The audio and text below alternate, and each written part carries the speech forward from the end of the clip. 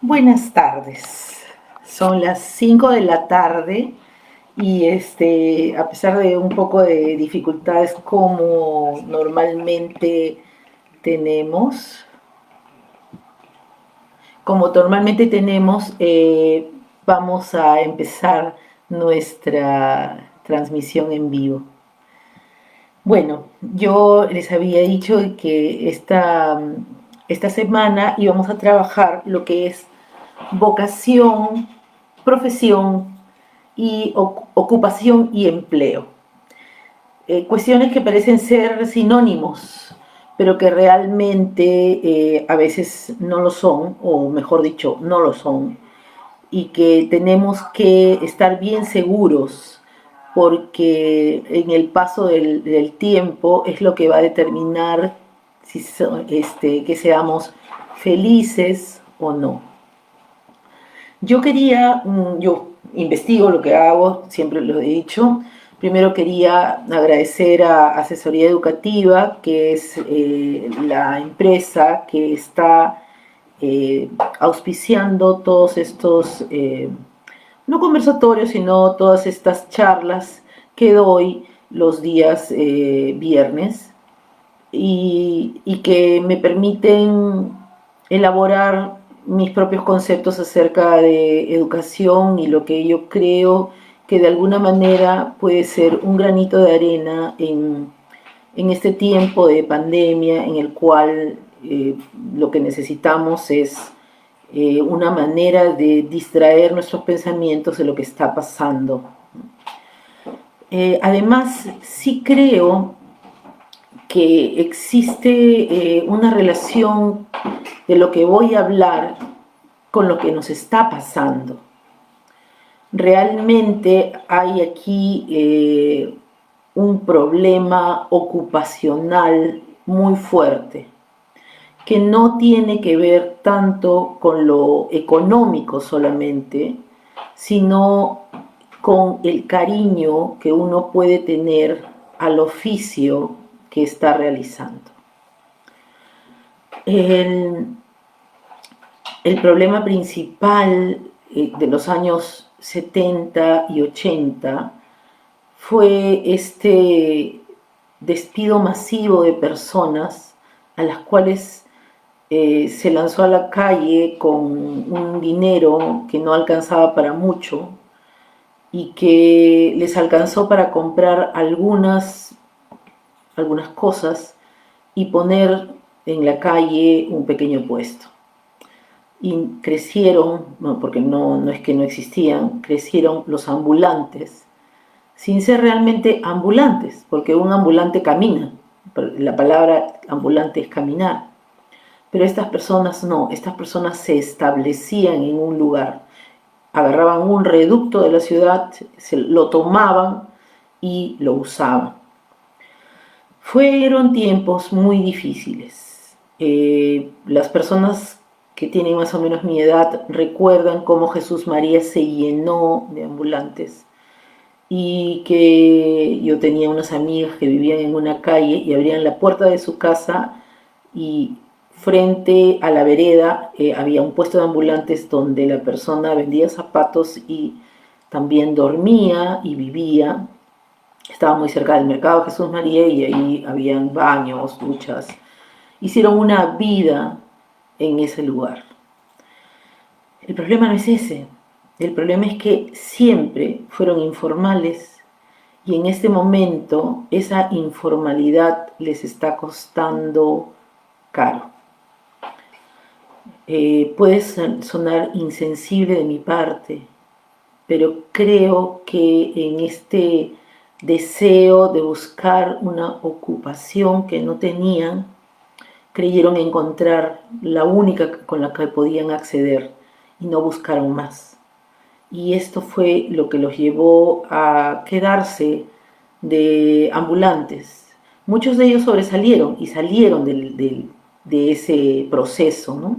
En los 90, el alcalde de Lima, el alcalde de Jesús María, hicieron a tabla rasa y arreglaron toda la parte que había sido tomada por los ambulantes. Y ahí nos dimos cuenta, por ejemplo, que tenían ya sus propios locales al lado de estas calles que eran donde vendían, y, y que estos locales eran depósitos para ellos porque no estaban seguros si la gente iba a entrar a los locales a comprar lo que tenía que comprar, porque iba a tener que ser un poquito más caro, pues, ya que tenían que pagar impuestos.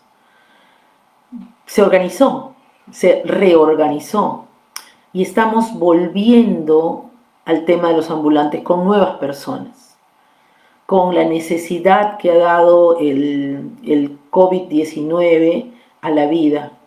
Yo solo espero que esta necesidad sea la madre de la inventiva, para que, por favor, cuando menos, si quieres ser ambulante, te muevas, y si quieres ser tu propio jefe, que es el cuento sobre ser independiente, seas un independiente organizado, que paga sus impuestos, que vive bancarizado de alguna manera.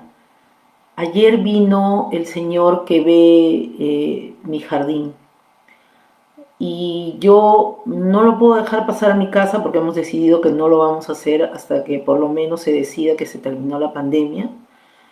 Y le dije, no puedo dejarte pasar, pero puedes arreglar las jardineras de afuera y el jardín de afuera. Este, y le digo, bueno, ¿cómo te pago? Y me dice, me tiene que dar la plata. Y en verdad no tenía plata, porque en la casa no tenemos ni un solo centavo. Todo lo hacemos pagando por el banco, por Yape, por todo lo que haya. Bueno, yo no lo hago, ¿no? Son mis hijas, mi esposo. Yo soy muy mala con esas cosas. Pero los sé, y me dijo, no, no, yo no tengo nada. Y le dije, pero entonces no has podido recabar los 350 soles, el bono. No, no he hecho nada de eso. Por eso he salido otra vez a trabajar. Y le dije, muy mal, tienes que tratar. No, no sé cómo se hace. No sé si no sabe, no sé si un hijo de él no puede ayudarlo. No, ya no hice más que, bueno, haz el trabajo. Subí, mi hija me prestó dinero y le pagamos. Ha hecho un poquito porque afuera no hay mucho que hacer. Nosotros nos encargamos de lo que tenemos adentro, macetas, jardineras y cosas por el estilo. Pero yo quería ayudarlo, ¿no? Pero me sentí como ese proverbio chino que dice, no le enseñes no le des a la persona un pescado, enséñale a pescar.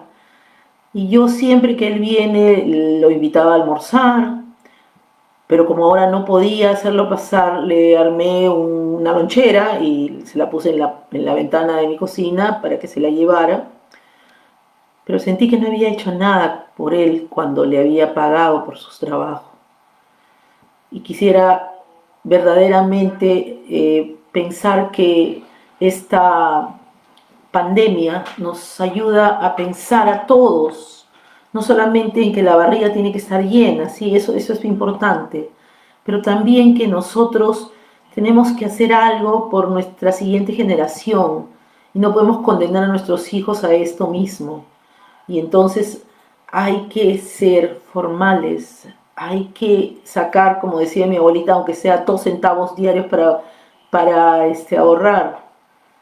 Es muy fácil decir, claro, tú puedes hablar así porque a ti no te pasó nada, pero no es así. Y en este buscar, como no hay casualidades y todo se enlaza, yo encontré esta cita, que en realidad busqué la referencia de quién la había hecho para que no me pasara lo que hace 2 semanas, que me equivoqué de persona y uno de mis amigos muy generosamente me hizo notar. Y la semana pasada bueno, la misma persona que hacía una de las citas que había yo puesto dijo, no es mía, porque uno retuitea cosas ahora como muy alegremente, ¿no? Esta la encontré, y lo más que encontré de la información es que es de bueno, no sé qué es, un colectivo que se llama Emprendedor Inversionista. Y dice, No tenía tiempo, pero saqué el tiempo como pude. No tenía el conocimiento, pero nunca paré de buscarlo. No tenía los recursos, pero aprendí a ahorrar y a administrar lo poco que tenía. Tenía 1000 excusas, pero elegí no esconderme detrás de ellas. Así es. Esconderse detrás de las excusas es lo más fácil, pero no tengo, pero no puedo, pero no me alcanza. Y esto nos hace más y más deleznables en la vida, menos importantes. El señor que limpia los carros, ahora hay una compañía que viene y te limpia el carro con ozono, claro que te cuesta más. Pero si tú quieres invertir porque los carros han estado 80 días afuera, le pagas una vez a esa compañía y el señor que limpia los carros, a menos que le tengas pena, se va a quedar sin trabajo. Y va a entrar en ese carrusel de no tengo, el gobierno tiene la culpa, yo tengo, yo pobrecito tengo que comer y dar de comer a mis hijos, y etcétera, etcétera. Todo eso es válido. Yo no estoy diciendo que no es cierto y no estoy diciendo que no existe la necesidad y la extrema pobreza, y la siento desde el fondo de mi corazón. Y todo lo que puedo hacer para ayudar a las personas, lo hago. Todo lo que puedo hacer, lo hago. Pero no significa que no crea que tenemos que hacer algo para mejorar.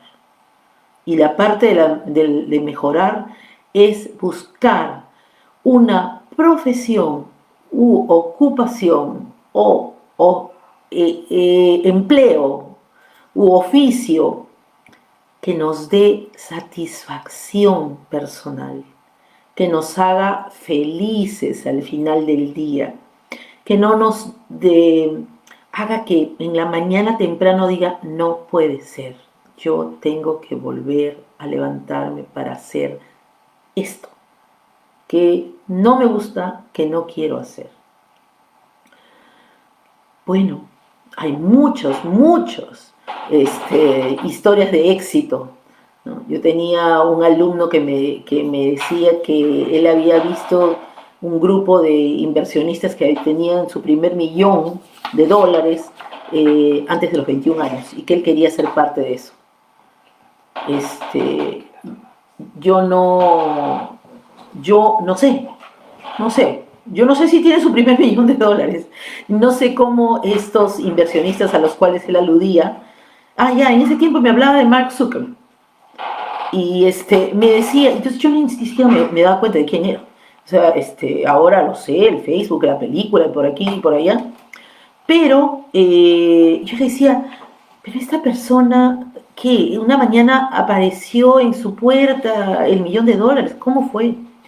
Y luego leyendo sobre la información del creador o el dueño de Facebook, me di cuenta de todos los días, meses, años que no durmió, que trabajó, que hizo lo que él quería hacer. Y hay que tener, pues, coraje para eso, valor, ¿no? Valor para eso. Entonces, bueno, yendo a lo académico, yo quiero hacer quiero poner en claro qué cosa es la vocación y qué cosa es la profesión. La vocación viene del vocablo griego llamar, que es vocare. Por eso es que es advocación, por ejemplo, cuando uno quiere, o las vocaciones sacerdotales, o esto, ¿no? Entonces, ¿qué es realmente la vocación? Yo he revisado en qué es el deseo o inclinación que tiene una persona por realizar una actividad que lo satisface, que le gusta. Eso es vocación. Y yo no estoy del todo contenta con un concepto como ese. ¿Ya? Porque una bailarina de ballet, por ejemplo, cuya vocación es bailar y dar felicidad a los demás con su actuación, tiene que pasar por muchas horas de entrenamiento, tiene que pasar por mucho estudio, tiene que tener una dieta estricta, tiene que cuidar su centro de gravedad para que no se caiga y se rompa una pierna, tiene que pasar por el hecho de que todas las puntas de sus pies tienen callos. Yo lo sé a ciencia cierta, no porque yo haya sido, sino porque conozco a una persona. Tiene que pasar por muchos obstáculos para llegar a ser una bailarina de ballet. Y probablemente no esté en el Metropolitan, probablemente sea una bailarina de ballet de otro grupo, pero es lo que quiso hacer. Tienen que tener en cuenta que la vocación es algo que uno desea, pero que no será rápido ni fácil. Hace unos años yo tenía un alumno a quien le daba clases de inglés, me acuerdo, y este niño que tenía 14 años, yo le di por varios años clases porque su mamá quería que aprendiera inglés y él seguía adelante con muchas dificultades, lo cambiaron de colegio, no era un buen estudiante. Y yo le dije, ¿pero qué quieres ser en la vida? Y me dijo, yo quiero ser futbolista. Ah, qué bien, qué bonito. Entonces, tienes que comunicarle a tus padres que tú quieres ser futbolista, para que por lo menos comiences a entrenar como futbolista, porque de todas maneras ya se te está pasando la edad y tienes 14, ¿no? O sea, yo conocía a un sobrino mío que comenzó a los 8 años a hacer, no llegó a ser futbolista, pero practicó desde los 8 años. Entonces, es como la bailarina de ballet, si ya tienes 10 ya estás vieja, ¿no? Pero él me dijo, ah, sí, le voy a decir a mi papá, que tiene unos amigos en un equipo de fútbol. Y total que como a los 15 años o 16 años, lo pusieron en un equipo de fútbol. Uno de esos equipos de fútbol que aparecen en la televisión y que su papá era amigo de alguien y lo pusieron. Y pasaron 3 meses, yo iba a su casa para enseñarle a su hermanita, en ese momento ya no a él.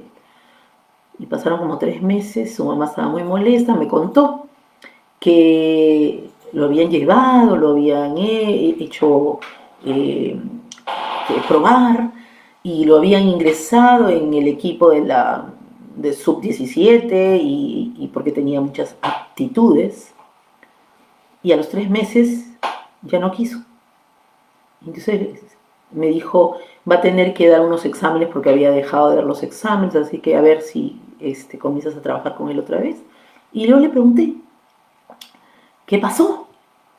Y me dijo, muy gracioso fue, porque me dio risa, porque me dice, yo quería jugar, pero no quería levantarme a las 5 de la mañana para ir a entrenar.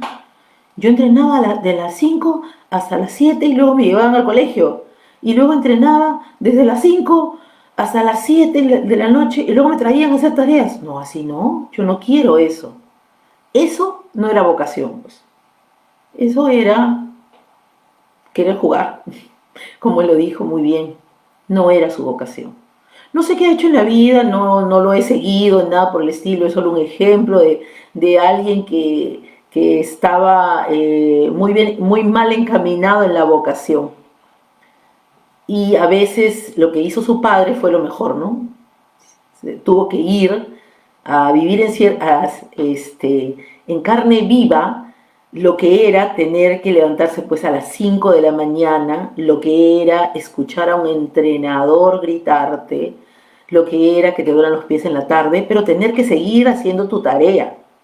Porque los chicos que están en la sub-16, 17 tienen que ir al colegio, de todas maneras. Así que esa no era su vocación. Haciendo distancia con que le pasa a algunos de nuestros futbolistas o algo, esta es una de mis anécdotas más recurrentes con mis alumnos, porque yo les digo que no siempre la vocación es lo mismo que lo que uno quisiera y que encuentra divertido. No, claro, yo quisiera ser, no sé, cantante de ópera de repente, pero ¿cuántas horas me hubiera tenido que poner a estudiar canto? Tuve una alumna que sí, se la pasaba haciendo ópera, y ahora es una ingeniera y también una cantante de ópera, porque le gusta. Pero sus padres decidieron que tenía que tener una profesión y el cantante de ópera era parte de su vida, también se lo dieron y se lo pudieron dar, pero ella tenía que hacer algo además de eso, y le gustaban las matemáticas y estudiaba ingeniería, y ahí es la diferencia. Entonces, la vocación depende no solamente de los intereses personales, como mi alumnito y el fútbol, sino también de aptitudes, él las tenía, parece ser, porque pasó, y también de los gustos por realizar el trabajo para alcanzar la meta, que no es lo mismo que me gusta. Entonces, a mí me cuesta trabajo, pero yo lo hago con gusto. Eso es la vocación. Eso es lo que la vocación requiere, ¿no? Entonces, las personas reciben muchos estímulos o nacen con vocación. El, en, los estímulos pueden ser estímulos familiares. Yo tengo un par de alumnos en asesoría educativa cuyos padres son médicos y ambos quieren ser médicos. Tengo una persona que conozco que es el primer médico de la familia.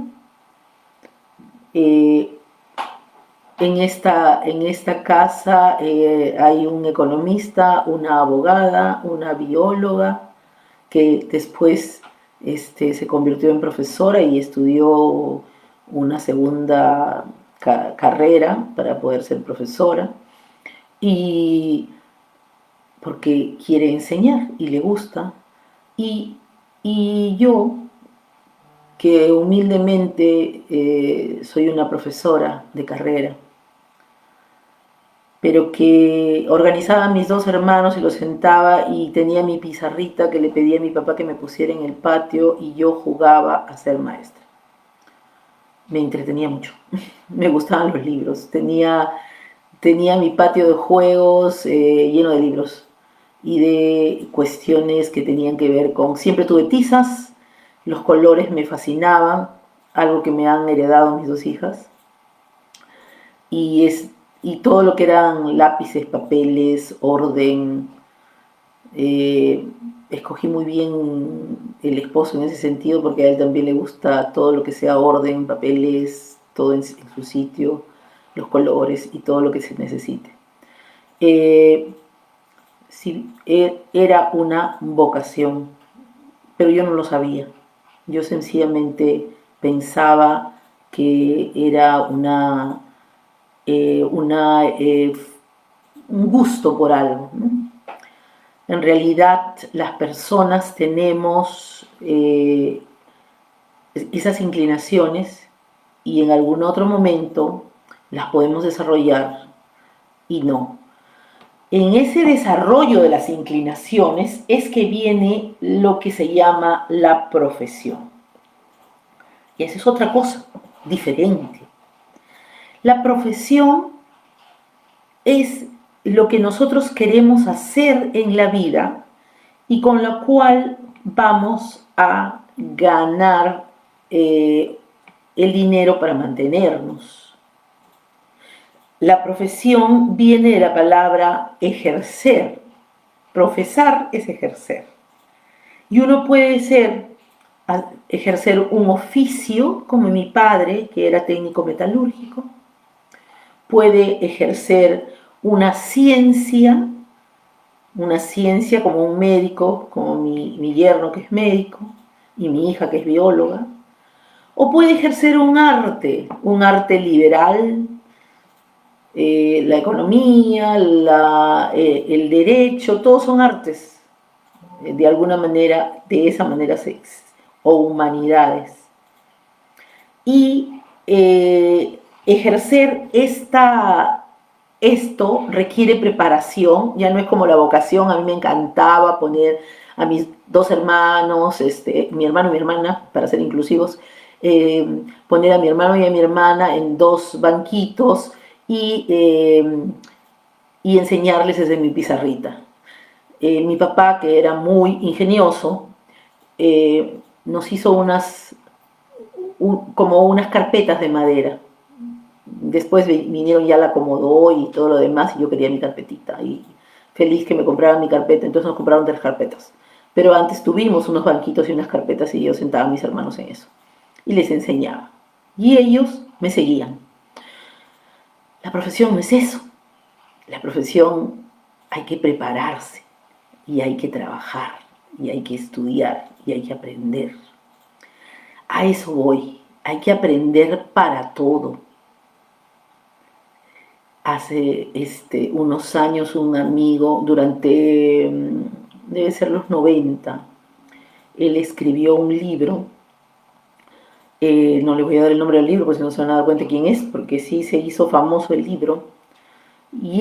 Pero yo conversé con él acerca del libro y me dijo que lo que él quería probar era que en esa época todos los profesionales estábamos terminando haciendo cosas como ser taxistas o ser vendedores ambulantes, y que habíamos dejado nuestra profesión porque para las profesiones no había sitio. Y el hombre hizo su investigación antropológica, creo que es sociólogo de profesión, y estaba muy dispuesto a lograr confirmar su tesis de, eh, de que todo se estaba trastocando porque las profesiones no servían para nada. Bueno, cuando él empezó a hacer su investigación se dio cuenta de que si tenías dos taxistas y uno tenía profesión y el otro sencillamente había agarrado su carro y se había subido a su carro y comenzó a buscar pasajeros, el que era el profesional ganaba más, porque nunca dejaba de tener un cliente, no estaba dispuesto a pararse, a esperar a que alguien llegara. Tenía más recursos para buscar cómo llegar. Estamos hablando de algo antes del Waze y de todo esto. Y tenía toda la vocación de servicio, por lo que sus clientes se convertían en personas recurrentes que lo llamaban. Así que la hipótesis con la cual empezó su libro se negó al final y llegó a la conclusión de que sí, pues, aunque las profesiones en los años 90 estaban un poquito de capa caída y había una desesperación por convertirse en independiente, informal y todo lo que había gente que dejó sus profesiones para ir a trabajar en un banco y luego salió del banco y terminó en Gamarra por cuestiones de que querían ganar más. Pudieron hacer grandes cosas porque su profesión primigenia les sirvió. Ahora, la profesión tiene que tener una retribución económica, es cierto, tiene que tener una retribución económica, pero tampoco podemos pensar de que en un país con un ingreso per cápita como el que tenemos, todas las retribuciones económicas tendrán que ser a un estándar de un país del primer mundo. No podemos. El día de ayer yo estaba viendo un programa acerca justamente de un oficio al cual le tengo muchísimo respeto, que es las asistentas del hogar, y que por el respeto que he tenido con ellas es que creo que hemos hecho un vínculo laboral muy largo. La persona que trabaja para mi casa, porque aunque está en su casa y está recibiendo su sueldo en su casa, tiene ya más de 25 años de trabajo con nosotros. porque yo creo que es mi mano derecha y ahora que estuve sola me di cuenta que era mi mano derecha, mi mano izquierda y todas las manos que tenía. Sí, precisamente hablaba esta persona que trabajaba en un país europeo y que no le estaban pagando suficiente y que la tenían 24 horas trabajando y se quejaba, ¿no? Yo siempre me pregunto, no sé qué la impulsó para irse a un lugar donde la iban a tratar peor que aquí, y no sé si lo que ella decía que ganaba era mucho allá o muy poco. Lo cierto es que uno escoge lo que tiene que hacer, tiene que buscar que la retribuyan a la manera que uno espera que le retribuyan. Y eso solo puede suceder si uno se prepara, si uno se prepara. Tiene que comenzar a prepararse. Cuando alguien me ha preguntado en algún momento como profesora, pero tú no has tenido problemas económicos, yo solamente contestaba, yo siempre he estudiado, yo tengo muchas calificaciones, no puedo evitarlo, no me puedo sentir triste, no puedo decir qué vergüenza que me da. Yo solamente digo que no ha habido año en estos 40 de profesión que yo no haya estudiado algo. No siempre he alcanzado lo que he deseado. A veces he privilegiado el bienestar de mis hijas, que a un estudio profundo. Y solo cuando mis hijas fueron ya personas que se podían valer por sí mismas, mi esposo y yo decidimos abrir asesoría educativa y dejar que nuestro sueño de tener nuestro propio negocio fluya. Pero eso no quiere decir que no nos hayamos preparado y que con la maravilla que es la internet no nos sigamos preparando en cursos y todo lo que se puede estudiar, porque es la única manera de mejorar. A mi nieta la crió prácticamente, porque mi hija es una abogada que tiene que trabajar mucho, una persona que era una técnica en el manejo de niños. Y mientras estaba aquí, los sábados, es una señora con 3 hijos grandes, ya abuela ahora, empezó a estudiar porque ella nos ayudó con mi papá que estuvo muy enfermo y se dio cuenta que quería trasladar lo que estaba haciendo con niños a lo que hizo con mi papá y empezó a estudiar y ahora trabaja para adultos. Mejoró lo que ella quería y hace lo que le parece que está mejor. Y eso es lo que te tiene que tener contento. No pensar, sí, pero cuando las personas que viven en, no sé, no voy a decir ningún país, ganan con mi profesión, también pagarán, ¿no? También les costará. Así que el tema nada más es el respeto que uno tiene por su profesión y el respeto que quiere que los demás tengan por su profesión. Yo nunca le he permitido a nadie pensar de que yo soy una persona eh, que voy a agachar mi cabeza porque soy una humilde maestra. No, yo soy una maestra, no soy una humilde maestra. Y una maestra que se ha preparado. Y mis colegas son igual de orgullosos de su profesión, porque eso es lo que tenemos que ser, orgullosos de nuestra profesión y mejorar siempre. Esa es una vez, una vez escogida la profesión, entonces uno tiene que saber cuánto va a estudiar para poder convertirse en eso que quiere ser. Hay profesiones que son oficios, es 1 año. Hay profesiones que se llaman de mando medio, más o menos 3 años. Y hay profesiones que son universitarias, el bachiller, esos son de entre 4 y 5 años. Y luego, actualmente, bueno, viene la licenciatura, que eso sí se tiene que tener, y luego la maestría, y seguir estudiando y seguir preparándose. Y todo eso cuesta. Por lo tanto, hay una inversión en la profesión también. Pero si hay algo que uno no debe ser, es yo quiero ser, eh, a- bueno, no sé, arquitecto, por poner algo, porque sé que ganan mejor que los ingenieros. Cualquiera de los dos puede ganar más o ganar menos, estar más satisfecho o menos satisfecho. Hay que saber si todos los días de tu vida quieres ser arquitecto y que todos los días de tu vida vas a querer que te llamen para ver lo que ha pasado en ese rubro. Igual a las profesoras, ¿no? Hay que saber si todos los días de tu vida te quieres levantar y encontrar a alguien diciéndote Miss.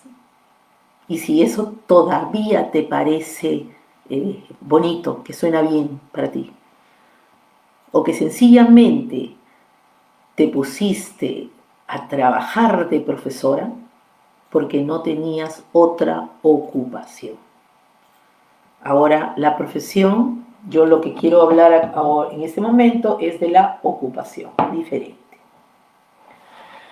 Cuando yo ingresé a la universidad, allá por los años, no voy a decir cuándo, eh, y uno quería ingresar, era mucho más difícil que ahora, había un puntaje, hasta para la Universidad Católica, que era una universidad cara, las universidades nacionales tenían unos puntajes y uno se preparaba por un puntaje general.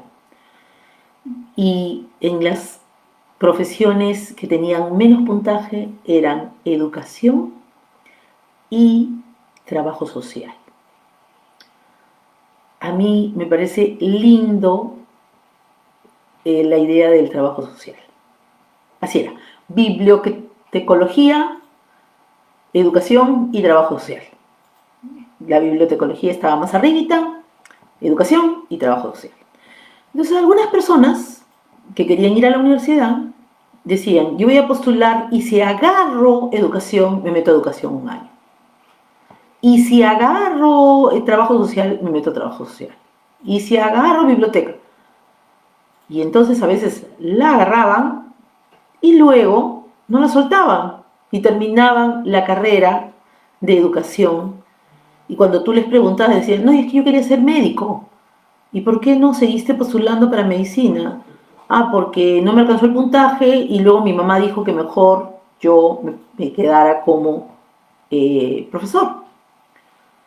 Dios mío, cuán difícil debe ser recordar todos los días que tú querías ser otra cosa en la vida. ¿Y cuánto impacto negativo podría ser eso en tus alumnos? En estas personas que están a tu cargo, en estas personas que tienen que recordarte como una persona que llega a darles conocimiento, bueno, no, instrucción, educación para que ellos formen conocimiento. ¿Cuántas personas han sido tocadas por alguien que día a día reniega por esto que le está pasando? ¿Y por qué? Si hay otras ocupaciones que te pueden servir, otras ocupaciones que pueden ser mejores para ti. Ahí está la diferencia. La ocupación es el llenar un espacio laboral que se te ha planteado.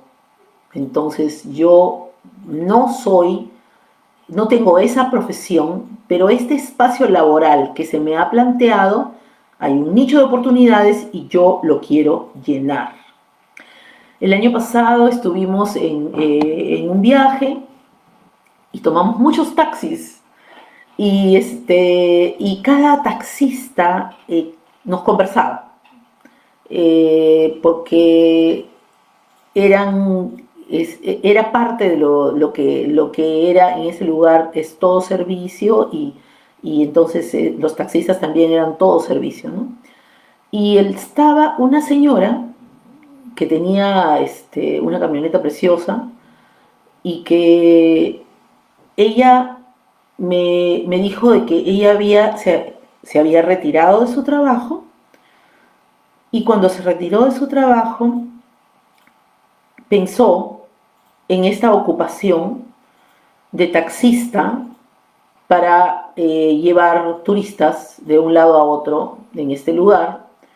eh, y luego se dio cuenta de que habían horarios en los cuales ella estaba sin hacer nada y era su esposa, su esposo y ella, nada más. Y se dio a la observación de qué cosa era lo que podía hacer durante esas horas, por dos razones, me contó. Una de ellas era porque ella quería tener algo que hacer y la siguiente porque a ella le gustaba o quería hacer algo que le gustara. Y yo creo que había una tercera, su vocación de servicio también, porque dijo que en el lugar donde ella vive es un suburbio y habían muchos jardines y personas ya mayores. Ella es relativamente joven para el grupo etario donde está su casa. Entonces dijo, bueno, yo puedo ayudarlos haciendo la jardinería, porque ellos ya no se pueden agachar y todo, y a mí me ha encantado siempre hacer jardinería. Así que en este condado no puedes ser jardinero porque quieres como mi querido jardinero que viene y no tiene ninguna calificación ni nada. No, tienes que estudiar.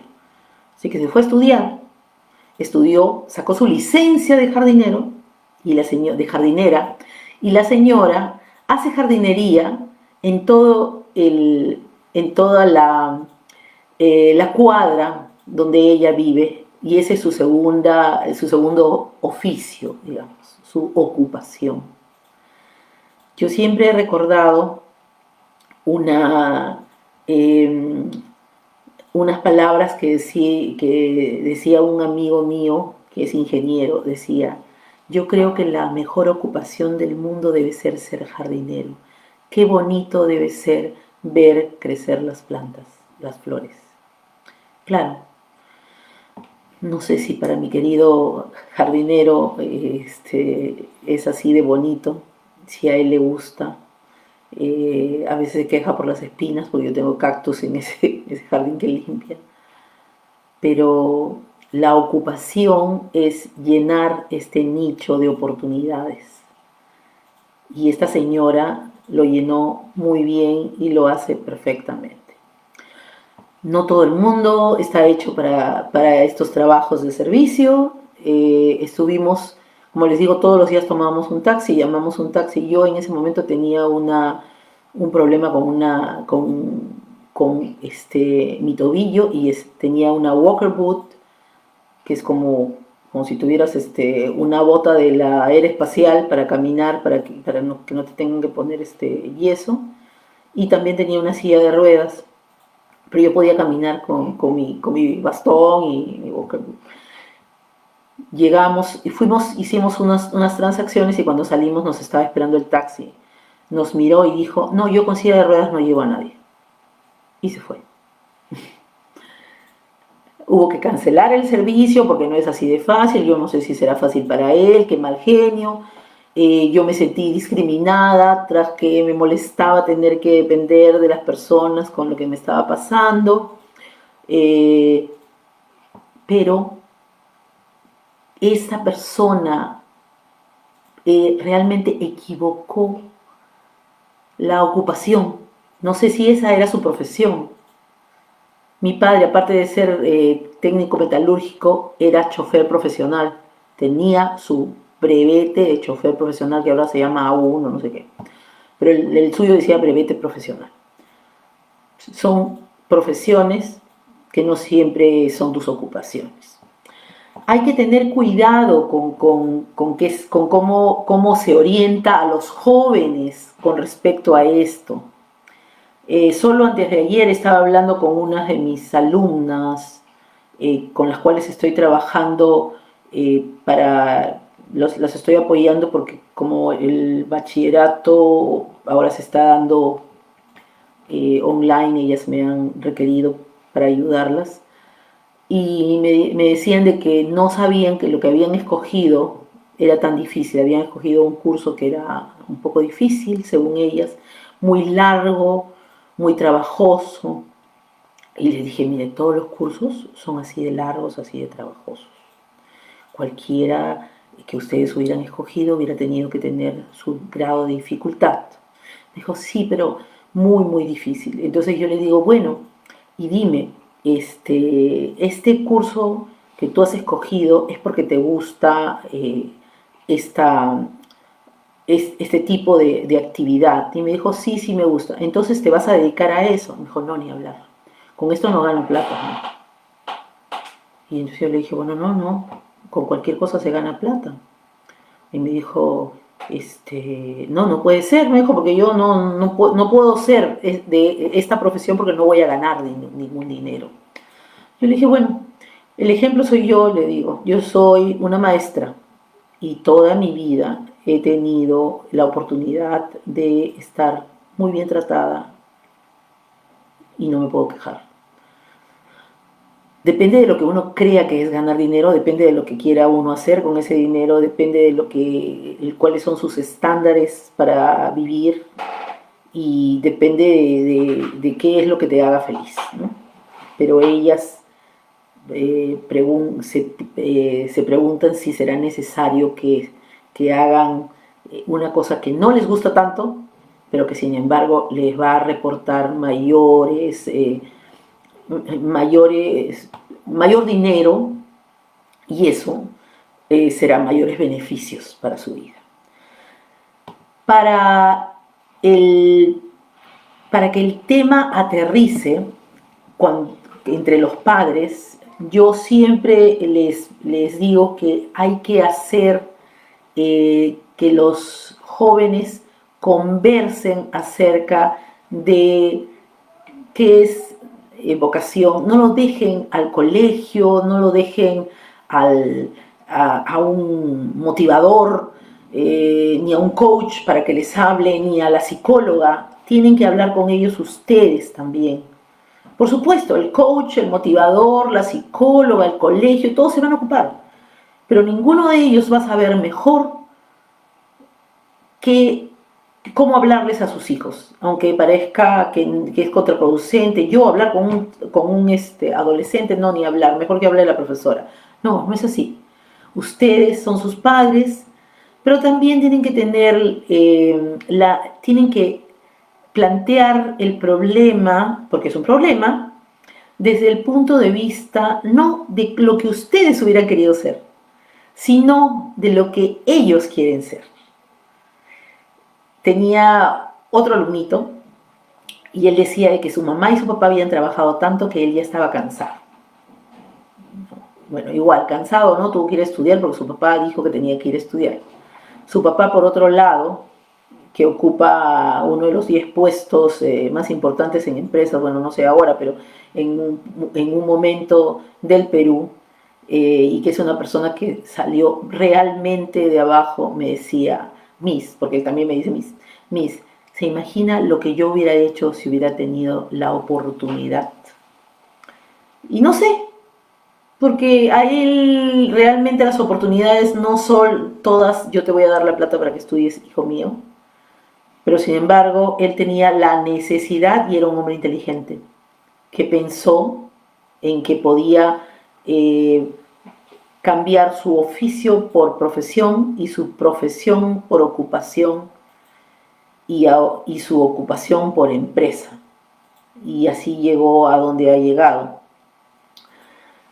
Si no ha llegado este miembro de esta generación, seguramente si uno investiga en el pasado va a darse cuenta de que el abuelo o el bisabuelo ha hecho eso, ha cambiado su vocación por oficio, por profesión y luego por empresa, y les ha dejado a las otras generaciones lo que les ha dejado.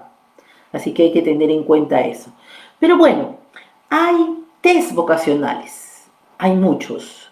Mi esposo me estaba diciendo que el Ministerio de Educación tiene una batería de tests que las ha puesto al servicio en internet y que se pueden ver online y se pueden tomar.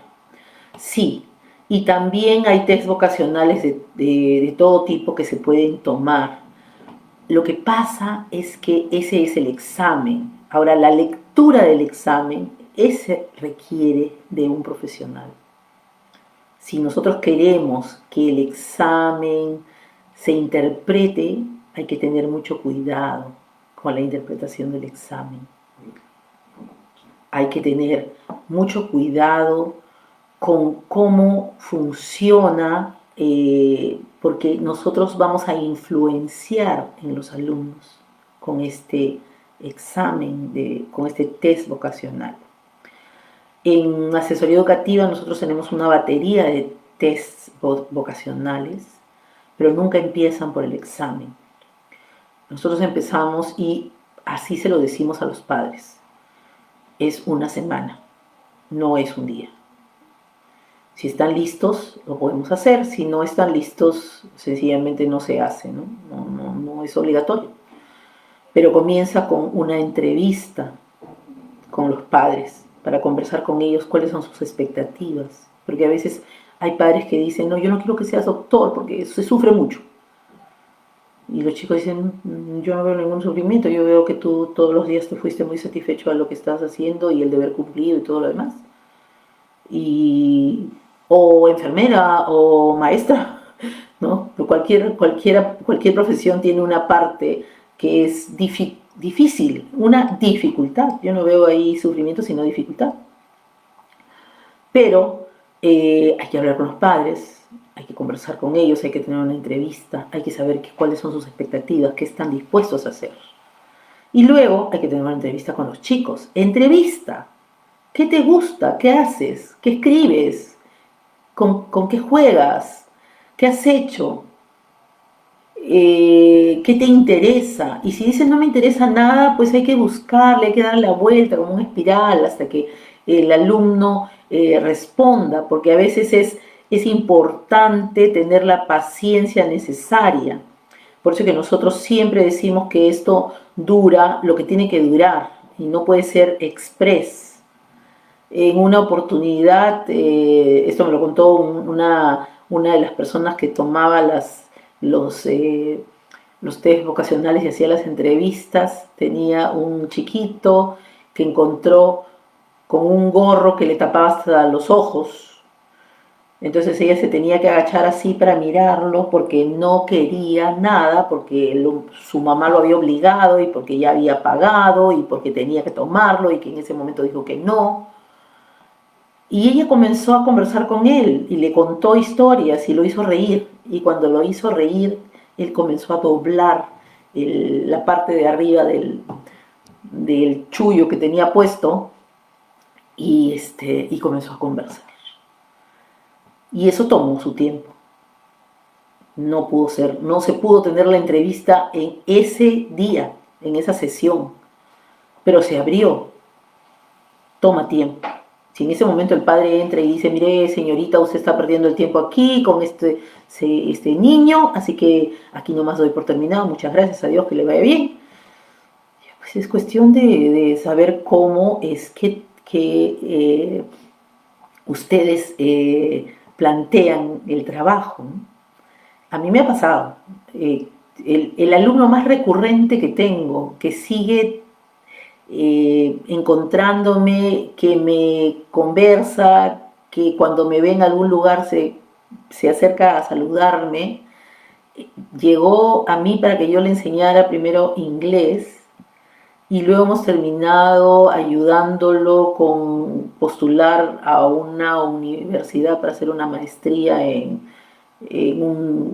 Suiza. Y entonces a mí su mamá me dijo, a mí me parece que usted pierde mucho tiempo conversando con él. Y cuando ya fue un adulto, porque esto era cuando estaba en sexto grado, me dijo, lo volveremos a hacer, Miss. Y yo le decía que yo pasé mis cursos de inglés y también pasé los exámenes de bachillerato y ahora quiero ir a la maestría contigo. Y le digo, ¿cómo conmigo? No, es que tú me ayudes. Entonces hubo una relación. Yo, la verdad que no tenía ni la menor idea de que tan intenso fue esta relación con este chico. Y probablemente él no se acuerde el día que yo dije, bueno, señor, si usted no desea, yo no tengo otra manera de ser. Yo soy conversadora y converso. Bueno, y luego llega la batería. Uno toma el examen, después hay que conversar sobre el examen. Vocacional. A mí me gusta escribir, sí. No me gusta, no. Mal haría yo en tomar un curso de información tecnológica o e-learning o algo por el estilo, porque a duras penas me llevo con la tecnología. Todo el mundo dice, pero sí tú aprendes. Sí, yo aprendo, pero no es de mi gran favorito.